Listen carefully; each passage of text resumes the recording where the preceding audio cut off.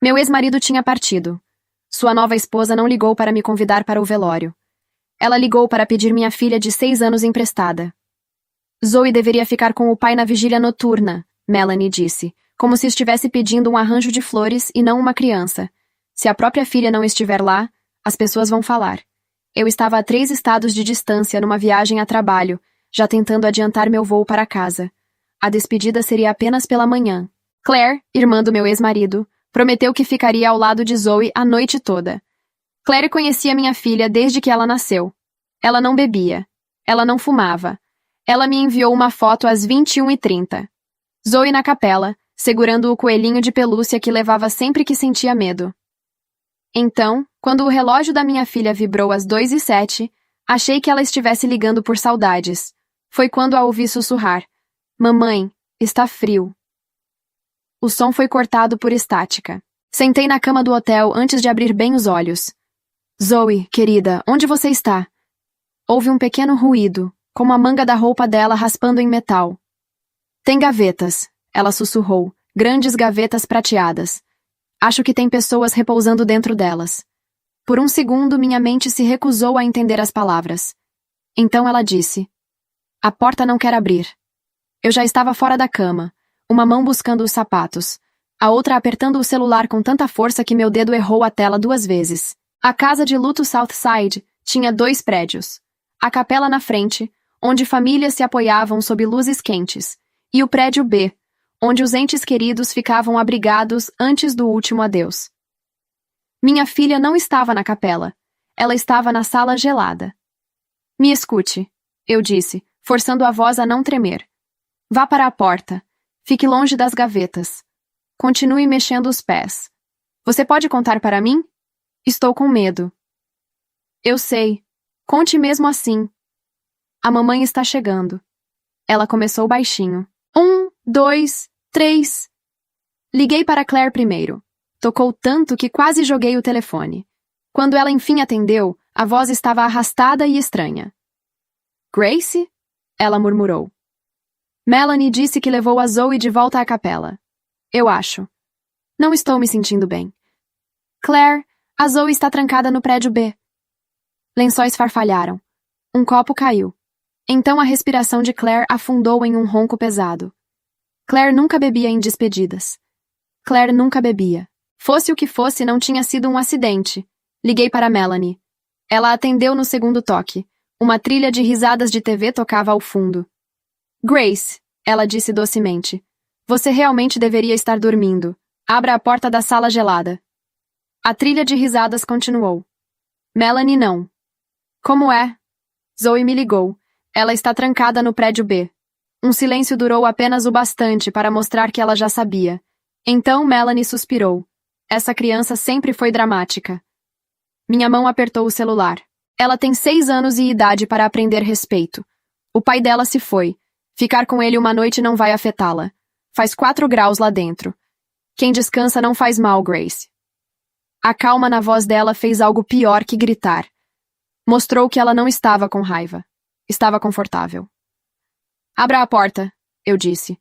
"Não vou dirigir todo o caminho de volta, só porque sua filha quer atenção. Se está tão preocupada, venha buscá-la." Ela desligou. Liguei para a emergência enquanto vestia a blusa de ontem. Dei o endereço. Prédio B, sala gelada, criança de 6 anos, vestido fino, porta trancada. O atendente enviou viaturas, mas a patrulha mais próxima estava longe. 30 minutos. Zoe não tinha 30 minutos a perder. Abri todos os aplicativos de voo, sem assentos. Nenhum voo cedo. O primeiro avião pousaria só após o nascer do sol. Então o relógio de Zoe conectou de novo. Ela não contava mais. "Mamãe, meus pés doem", ela sussurrou. "Perdi meus sapatos. Quero dormir."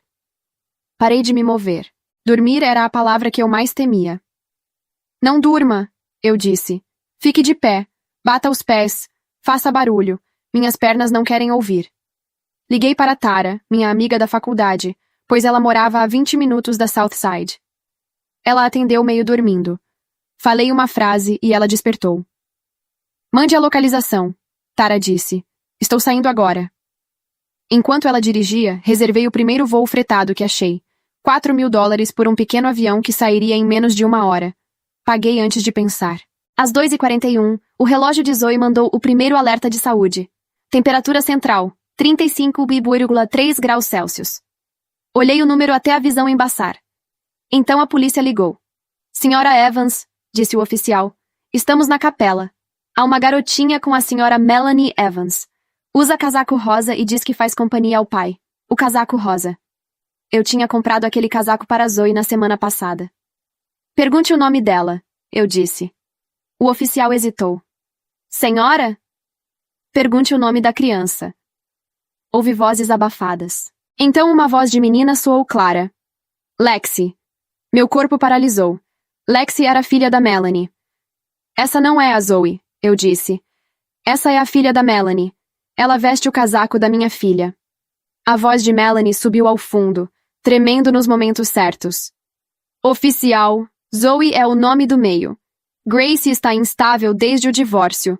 Meu marido mal nos deixou e ela usa isso para me atacar. O oficial voltou a falar mais baixo.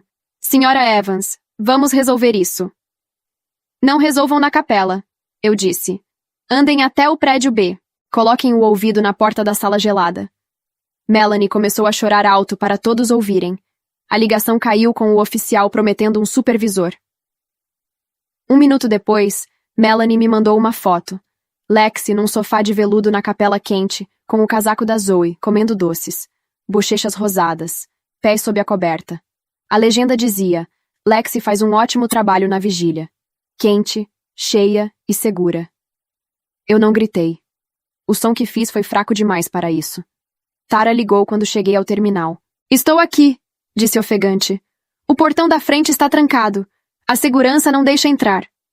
Muro leste, eu disse. Tem árvores na parte baixa. Pule. Ela não discutiu. Ouvi metal bater, tecido rasgar, depois um baque que a fez ofegar. Passei, ela disse, correndo para o prédio B. O vento batia no áudio. Sua respiração ficou pesada. Então parou. Grace, ela sussurrou. Tem um cadeado por fora. Ponha o ouvido na porta. O silêncio durou uns 5 segundos. Pareceu mais longo que meu voo. Então Tara disse. Eu a ouço. Meus joelhos quase cederam. Ela está chorando, Tara disse com a voz falha. É fraco, mas ela está lá. Quebre o cadeado. Ouvi um tijolo bater no aço. 1, 2, de novo. O som era inútil e alto. Não quebra. Tara ofegou. Minha mão está machucada. O cadeado nem amassou. Antes de eu responder, homens gritaram. A voz de Melanie cortou. Aquela mulher está invadindo. Tirem ela daqui. Tara gritou que havia uma criança lá. Alguém xingou. O telefone encheu de barulho, então... Às 3h26, o relógio de Zoe ligou de novo. Por um instante, só respiração. Lenta, arrastada, distante. Zoe. Mamãe, ela sussurrou. O papai está aqui. Meus dedos adormeceram no celular. O pai dela havia partido há 3 dias. Ele manda eu dormir. Não, eu disse forte. Não, bebê. Olhe para a porta. Me escute. Não ele. Estou cansada. Eu sei. Fale do coelhinho que você queria. O branco que canta. A resposta saiu como um sopro. Não consigo mexer a boca. O próximo alerta piscou na tela. Temperatura, 34,7 graus Celsius. O piloto chamou para embarcar. Liguei para meu irmão Jack antes da porta fechar. Casa de luto Southside, eu disse. Prédio B. Esteja no terminal quando eu pousar. Jack não perguntou o motivo. Já estou dirigindo. O avião subiu no céu escuro e o sinal sumiu. Por 1 hora não soube de nada. Sem voz da Zoe. Sem alertas. Sem notícias da Tara. Só o pequeno avião tremendo no escuro e o telefone apagado. Quando pousamos às 5h28, notificações inundaram a tela. 12 ligações de Tara. 3 áudios. O primeiro, a polícia voltou. Melanie pôs Lexi na capela de novo. Falou que você inventa coisas.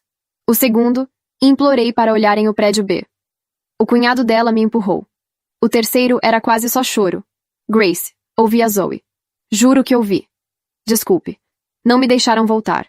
Então veio o último alerta do relógio de Zoe. Enviado 40 minutos antes. Temperatura central, 34,0 graus Celsius. Ritmo cardíaco, 48 batimentos. A picape do Jack aguardava no portão. Entrei antes que ele parasse. Dirige, eu disse. Ele obedeceu. Às 6:05, os portões de ferro surgiram na névoa. Correntes fechadas. Jack não freou. A picape bateu nos portões, arrancando um dos lados. Quando chegamos ao prédio B, Melanie já estava lá com 2 homens e o zelador. O vestido matinal estava perfeito. Os olhos secos. Você é louca, ela esbravejou. Chamei a polícia. Você vai presa. Olhei além dela para a porta de metal. Minha filha estava lá. Jack agiu primeiro. Quando o cunhado de Melanie entrou no caminho, Jack o puxou pela blusa e o empurrou contra a jardineira com força para quebrar a cerâmica no chão. Peguei o alicate de emergência na caixa de parede. O vidro feriu a minha mão, mas a dor pertencia a outro lugar agora.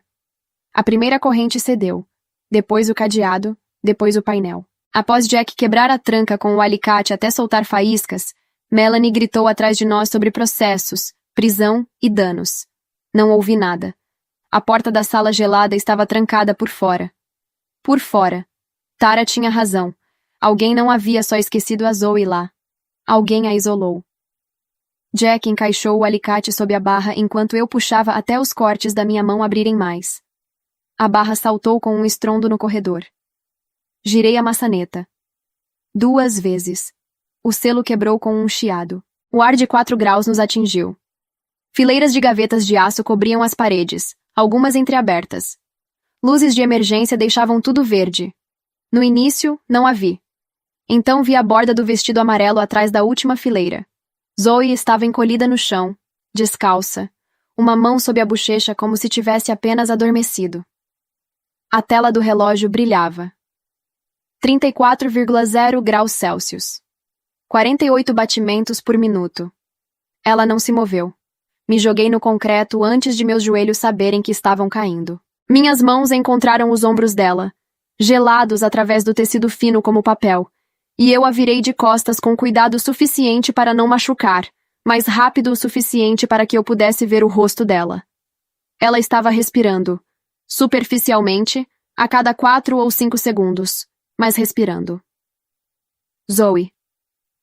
Minha voz saiu diferente de qualquer coisa que eu já tivesse dito antes.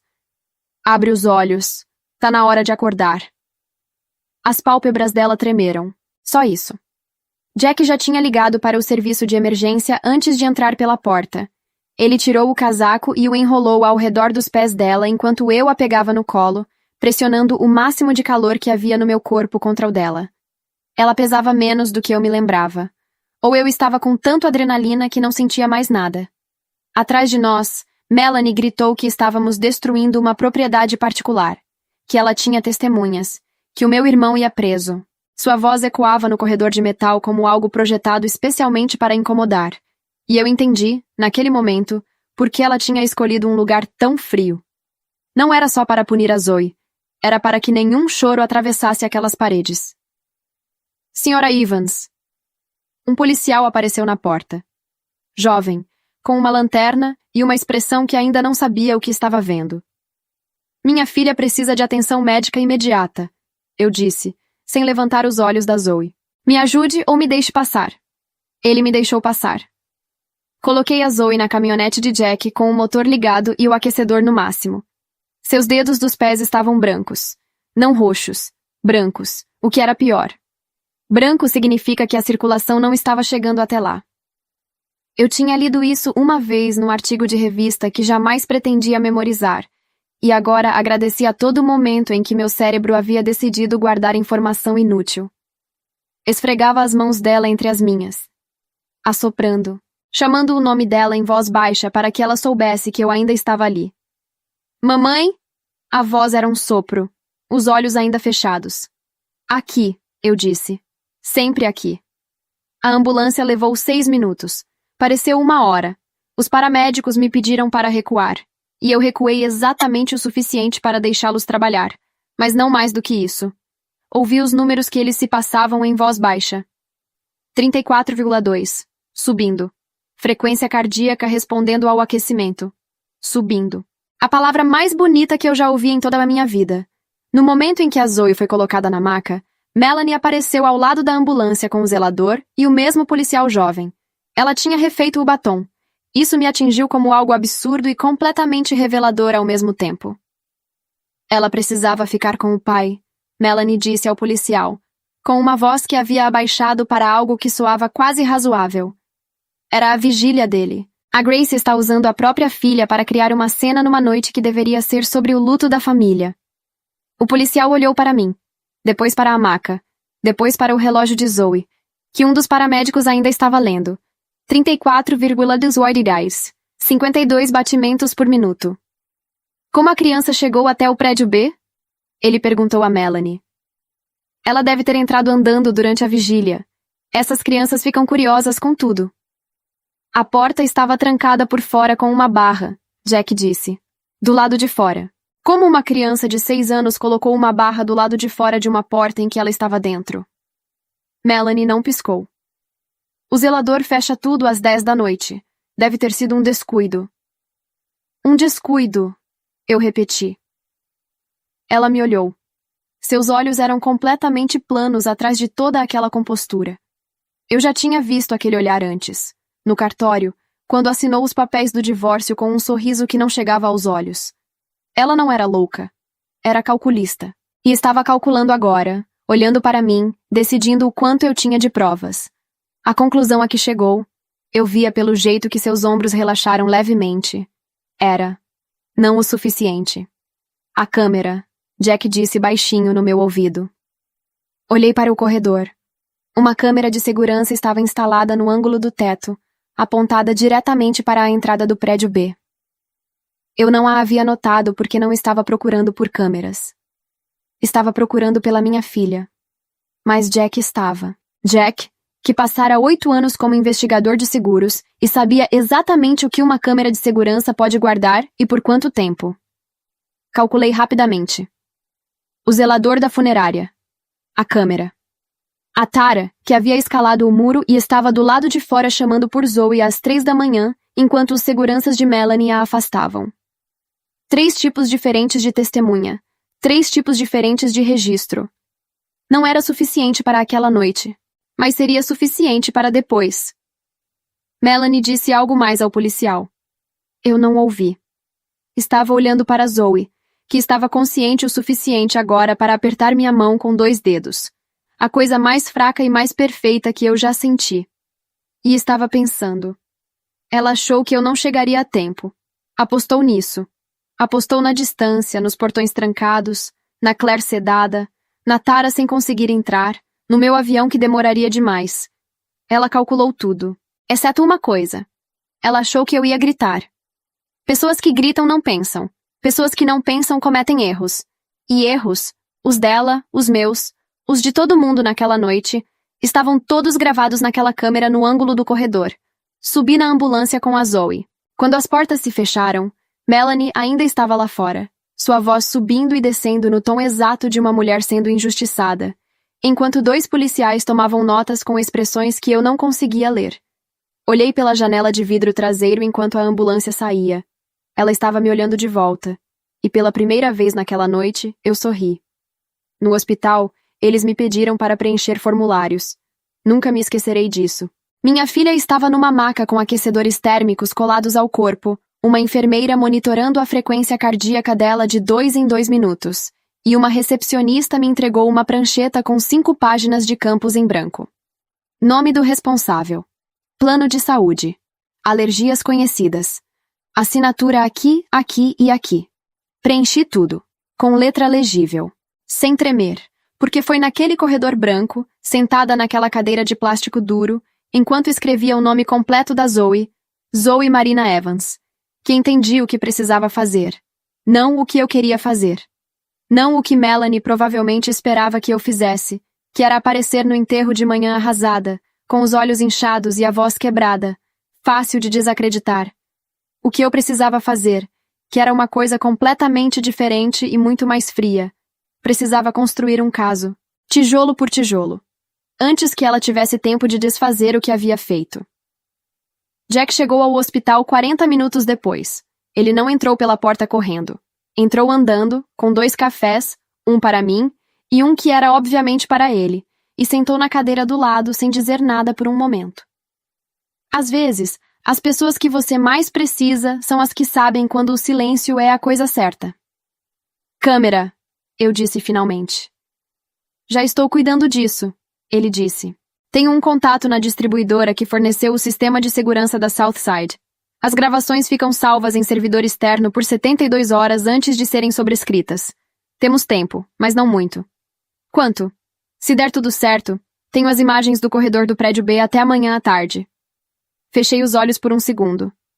Na câmera, se Melanie ou alguém a seu mando tivesse colocado aquela barra na porta depois que a Zoe já estava dentro, aquilo seria capturado. Não era uma confissão, mas era o começo de uma. Claire, eu disse. Já pensei nisso. Jack cruzou os braços. Alguém a dopou. Se foi Melanie, ela usou alguma coisa. E se usou alguma coisa, existe a substância. O hospital fez exame toxicológico na Claire. Não sei. Vou ligar para ela assim que sair daqui. Liga para o hospital dela primeiro. Diz que é familiar. Pede para confirmarem se ela deu entrada e se fizeram triagem completa. Se não fizeram, sugerimos isso ao médico que está atendendo a Zoe. Olhei para o meu irmão. Ele estava olhando para o café, pensativo. Aquela expressão que eu conhecia desde que a gente era criança. E ele montava estratégia para qualquer problema que aparecesse, desde consertar uma bicicleta até negociar com o vizinho raivoso. Jack nunca reagia. Ele resolvia. E a Tara? Eu perguntei. Ela está esperando do lado de fora. Não quis entrar sem você permitir. Fui até a porta. Tara estava no corredor, com o cabelo preso de qualquer jeito e um corte raso na palma da mão esquerda, do tijolo que havia usado para tentar quebrar o cadeado. Quando me viu, abriu a boca para dizer alguma coisa e não conseguiu. Você escalou um muro e saiu batendo tijolo encadeado às 3 da manhã. Eu disse. Eu ouvi ela, Grace. A voz de Tara quebrou. Eu ouvi a Zoe lá dentro, e eles me afastaram e eu não consegui. Você fez tudo o que podia, eu disse, e agora você vai me ajudar a fazer o resto. Ela assentiu, passando o pulso sob os olhos. Preciso que você escreva tudo. Agora, enquanto ainda está fresco. Horários, o que você ouviu, quem estava lá, o que disseram, quem te impediu de entrar. Cada detalhe. Pausei. E preciso que você pense. Tinha alguém filmando? Vizinhos, câmeras de rua, qualquer coisa nas redondezas da Southside. Ela franziu o senho, pensando. Tem uma academia 24 horas na esquina. A fachada tem câmera voltada para a rua. Isso pega o muro que você escalou? Pode pegar. Depende do ângulo. Descobre o nome da academia. Entra em contato com a administração antes das 8 da manhã. Explica que é urgente e que envolve a segurança de uma criança. Enquanto Tara anotava no celular, voltei para dentro. A enfermeira me disse que a Zoe estava respondendo bem. Temperatura subindo de forma estável. Nenhum dano visível aos tecidos. Ela acordaria em algumas horas. Não completamente, mas o suficiente para reconhecer rostos. Sentei ao lado da cama dela. Peguei a mão dela. Agora morna. Não quente ainda, mas morna. E por um longo momento simplesmente fiquei olhando para ela. O coelho de pelúcia havia desaparecido em algum momento da noite. Alguém o pegou ou ela o largou na câmara fria. Não importava. Eu compraria outro. Compraria 100 se precisasse. O que importava estava na minha cabeça, tomando forma com a clareza fria de quem não dormiu e não vai dormir tão cedo. Melanie havia apostado em cada coisa que eu não tinha. Distância, tempo, recursos, credibilidade.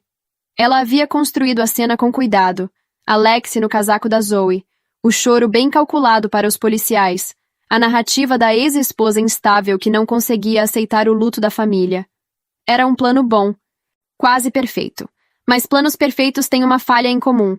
Dependem de que a outra pessoa reaja da forma esperada. Às 7h14 da manhã, meu telefone vibrou. Era Melanie. Uma mensagem de texto, 6 palavras. Espero que a Zoe esteja bem. Não respondi. Salvei a captura de tela. Porque aquela mensagem era outra peça. Pequena, mas reveladora. Ela sabia que a Zoe havia sido levada de ambulância. Sabia que havia estado em perigo. E a primeira coisa que mandou, depois de horas de silêncio, não foi um pedido de desculpas. Não foi uma pergunta ao médico. Foram 6 palavras que soavam como condolências e funcionavam como álibi. Espero que a Zoe esteja bem. Como se não soubesse muito bem como ela tinha ficado assim. Às 7h22, Jack me mandou uma mensagem. Contato confirmado. Imagens do corredor disponíveis para preservação. Advogado verificando o procedimento legal de solicitação. Às 7h35, Tara me mandou outra. Academia confirma câmera externa. Gerente vai segurar a gravação das 2 horas às 4 horas desta manhã até segunda ordem. Às 7h48, a médica que havia atendido a Claire em outro hospital me retornou. Claire havia dado entrada por conta própria às 4h30 da manhã, depois que os efeitos tinham passado o suficiente para ela conseguir se mover. Exame toxicológico confirmava sedativo de ação rápida. Ela não sabia como havia sido administrado. Achava que no café que Melanie havia levado para a Chapel às 9 da noite. No café. Que Melanie havia levado. Para a mulher que deveria ficar de olho na Zoe a noite inteira. Apoiei a testa na beirada da cama da Zoe e fechei os olhos por 30 segundos exatos. Não para descansar. Para organizar. Tinha câmera do corredor. Câmera da rua. Toxicologia da Claire. A mensagem de texto. O relógio da Zoe com todos os alertas de temperatura e frequência cardíaca. Carimbados com horário. O áudio da ligação dela para mim.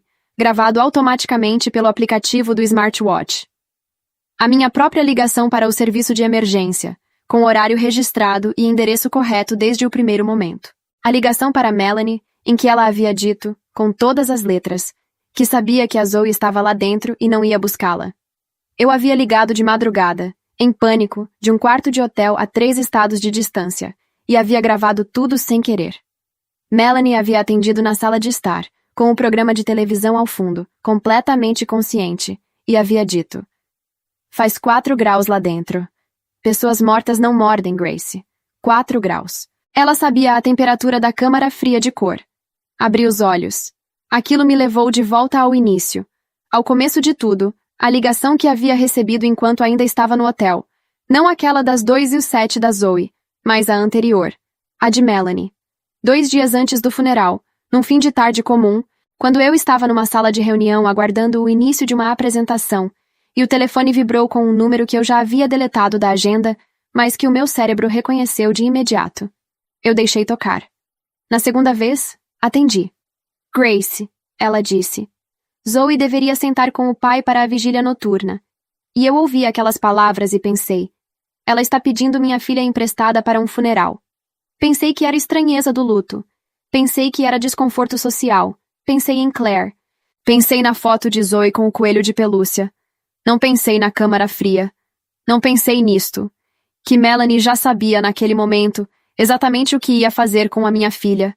E que ela estava me ligando não para pedir um favor, mas para garantir que eu estivesse longe o suficiente para não chegar a tempo.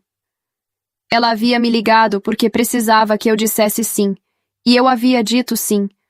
Ela havia me ligado porque precisava que eu dissesse sim. Fiquei com isso por alguns minutos, sentada ao lado da cama da Zoe, ouvindo o bip constante do monitor cardíaco. Depois guardei aquele pensamento no lugar exato onde ele precisava ficar. Não na parte do meu cérebro que sentia, mas na parte que organizava. E peguei o telefone. Liguei para a doutora Patrícia Souza às 8h05 da manhã. Patrícia era advogada de família. Eu a havia contratado durante o divórcio e nunca precisei usar metade do que ela sabia fazer. Ela atendeu no terceiro toque, o que me disse que já estava acordada e trabalhando, o que era exatamente o tipo de pessoa de que eu precisava. Preciso de você, eu disse. Já vi as notícias locais, ela disse. Uma mulher invadiu uma funerária de madrugada e destruiu uma porta de emergência. O nome não estava no relatório, mas o modelo da caminhonete batia com o registro do seu irmão. Ainda tem mais. Sempre tem. Me conta tudo. Contei. Levou 23 minutos. Patrícia não me interrompeu uma vez, o que era o sinal mais claro de que ela estava levando a sério. Ela sempre interrompia quando achava que alguém estava exagerando, para testar a consistência da história. Quando terminei, houve uma pausa curta. Você tem a gravação da ligação em que ela menciona a temperatura da câmara? Tenho. Automática pelo aplicativo do relógio. E os alertas do smartwatch com carimbos de horário? Todos. Temperatura, frequência cardíaca, cada alerta desde as 2h41. Toxicologia da Claire está documentada? O hospital confirmou por telefone. Precisamos do laudo formal. Já estou pedindo. Ela pausou de novo. Grace, você entende o que você tem aqui? Tenho uma ideia. Você tem intencionalidade. Não é negligência, não é descuido. A temperatura da câmara fria não é uma informação que uma pessoa menciona por acaso num telefonema de madrugada, a menos que saiba exatamente onde a criança está e por quê. Combinado com o sedativo na Claire, com a troca de casacos na Lexi, com a barra colocada por fora, isso é uma cadeia. Alguém vai ter que explicar cada elo individualmente. E explicar todos juntos ao mesmo tempo é matematicamente impossível como coincidência. Matematicamente impossível como coincidência. Eu escrevi isso numa folha de papel que estava na mesa de cabeceira do hospital. Não porque fosse esquecer, porque às vezes as palavras certas precisam existir fora da sua cabeça para que você acredite nelas completamente. Vou ao hospital assim que tiver os primeiros documentos em mãos, Patrícia disse. Não fale mais com a polícia sem mim presente. Entendido. E Grace? Ela hesitou, o que era raro nela. Você fez a coisa certa essa noite. A coisa certa e a coisa difícil ao mesmo tempo, e isso não é pouca coisa. Desliguei. Olhei para a Zoe. Ela estava dormindo agora. De verdade, não o sono pesado e perigoso da hipotermia, mas o sono leve de uma criança exausta que finalmente estava aquecida. Uma das enfermeiras havia deixado um cobertor extra dobrado ao pé da cama, estampado com estrelas azuis. Às 9h17, Melanie chegou ao hospital. Eu a vi antes que ela me visse. Ela entrou pela recepção usando um vestido escuro de luto, com o cabelo arrumado e uma expressão que havia sido cuidadosamente composta para parecer devastada, mas controlada. A viúva digna que vinha verificar o estado da enteada apesar de tudo. Havia um homem ao lado dela que eu não reconheci imediatamente, de terno, carregando uma pasta. Levei 3 segundos para entender que era um advogado. Ela havia trazido um advogado para o hospital. Isso me disse 2 coisas. Primeiro, ela sabia que havia deixado rastros. Segundo, ainda achava que era mais esperta do que eu. Fui até a porta do quarto antes que ela chegasse ao corredor. Ela não pode entrar aqui, disse a enfermeira que estava na estação mais próxima. Tem uma ordem de restrição temporária em processo. Enquanto não for formalizada, peço que a senhora confirme que apenas familiares diretos têm acesso ao quarto. A enfermeira olhou para mim, depois para Melanie se aproximando pelo corredor. A senhora é a mãe da paciente? Sou. O nome está na ficha de entrada. Então tudo bem. A enfermeira cruzou os braços e ficou exatamente onde estava. Melanie parou a 3 metros de distância. O advogado do lado dela disse algo baixinho. Ela assentiu. E então ela olhou para mim com aquela expressão plana que eu já conhecia. Vim ver a Zoe, ela disse. Ela está descansando. Sou a madrasta dela. Você é a viúva do meu ex-marido. Mantive a voz completamente neutra. Não tem nenhuma relação legal com a minha filha. O advogado dela deu um passo à frente. Senhora Evans, minha cliente tem interesse legítimo no bem-estar da criança e... Patrícia. Não levantei a voz. Só disse o nome. Patrícia Souza apareceu pelo corredor vindo do elevador com a velocidade de alguém que havia saído de um táxi menos de 2 minutos antes. Ela usava um blazer cinza e carregava uma pasta grossa que eu sabia que já continha mais papel do que o advogado de Melanie esperava. Os 2 advogados se olharam. Aquela espécie de reconhecimento silencioso que acontece entre profissionais quando cada um está avaliando o que o outro sabe. Minha cliente não tem nada a declarar neste momento, Patrícia disse, parando ao meu lado. E gostaria que você registrasse que qualquer tentativa de contato com a menor Zoe Marina Evans por parte da sua cliente será documentada e incluída no processo que estamos movendo. Processo? A voz de Melanie subiu ligeiramente. A primeira fissura. Que processo? Senhora Evans. Patrícia abriu a pasta e retirou uma folha que entregou ao advogado de Melanie. Abandono de vulnerável. Exposição de menor a risco de morte. Administração de substância a terceiro sem consentimento. Isso é o que temos até agora. O laudo toxicológico completo da Claire Harding chega ainda hoje. O rosto de Melanie não mudou. Mas a mão dela, a mão que segurava a alça da bolsa, apertou forte o suficiente para embranquecer os nós dos dedos. Isso é ridículo, ela disse. A câmera do corredor do prédio B da funerária Southside registrou o movimento entre 23h40 e 0h15, Patrícia disse, com o mesmo tom que usaria para comentar o tempo. Estamos aguardando a ordem judicial para acesso formal às imagens. A câmera da Academia Flex na esquina da rua registrou a fachada sul da funerária das 22 horas às 5 horas da manhã. Essa já temos. Silêncio. Foi o tipo de silêncio que acontece quando uma pessoa que planejou tudo percebe que planejou quase tudo. E a ligação das 2h32, eu disse. Em que a senhora me informou que sabia que minha filha estava trancada num ambiente de 4 graus e escolheu não fazer nada. Em que a senhora mencionou a temperatura da câmara fria de forma espontânea, sem que eu tivesse dito uma única palavra sobre onde a Zoe estava. Essa ligação ficou gravada no aplicativo do smartwatch dela. Melanie abriu a boca. Fechou. O advogado dela disse muito cuidadosamente.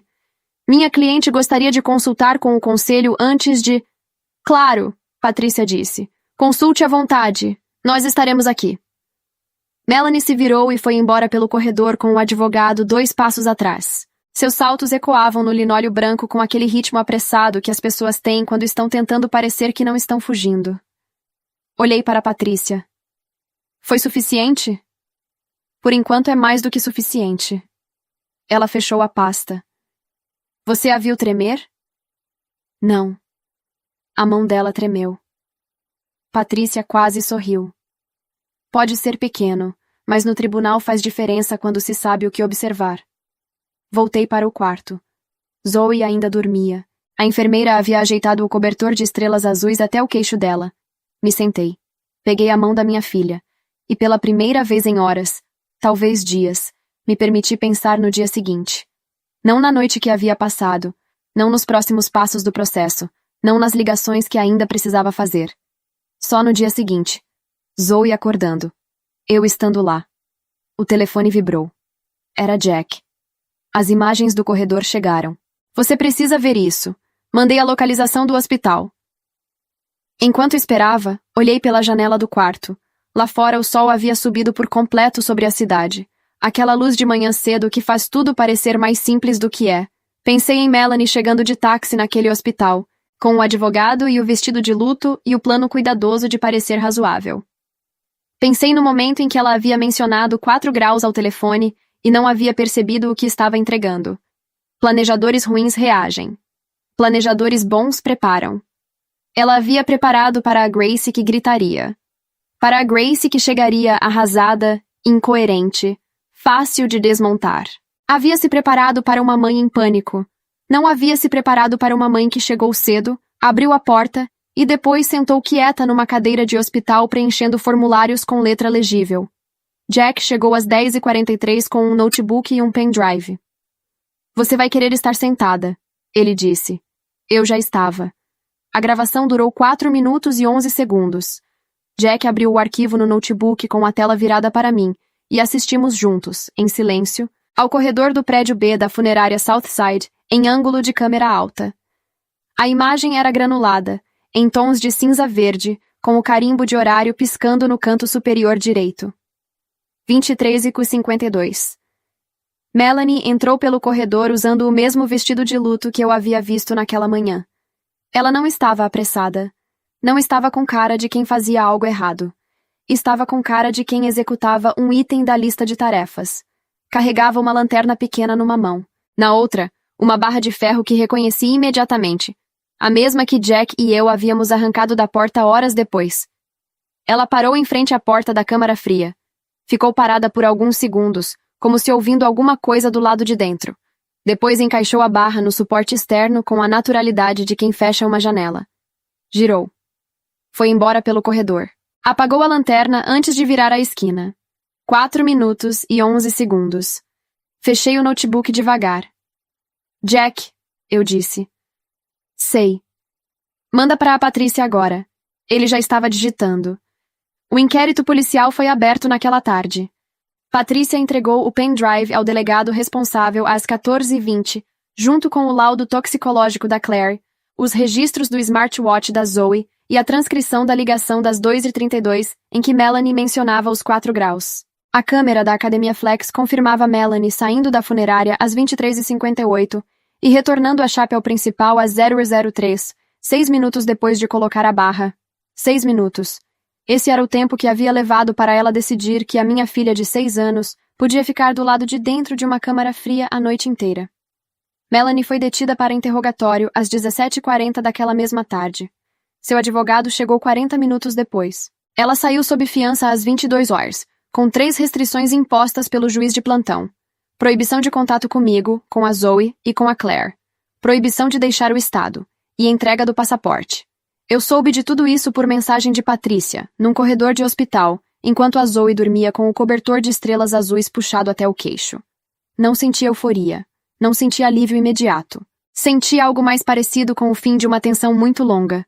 Como quando você segura a respiração sem perceber e só nota quando finalmente solta o ar. A Zoe acordou de verdade às 19 horas da noite. Ela me olhou, depois olhou para o cobertor, depois para o soro no braço, e então voltou para mim com aquela expressão muito séria que ela tinha quando estava processando algo grande demais para uma criança de 6 anos. Eu dormi na funerária, ela disse. Dormiu. Foi o papai que mandou eu dormir. Meu peito apertou. O que você quer dizer, meu bem? Ele ficou do meu lado, ela disse, com a calma de quem relata um fato. Me disse para ficar quieta e esperar você chegar. Disse que você ia vir. Não respondi por um momento. Não sei no que acredito sobre essas coisas.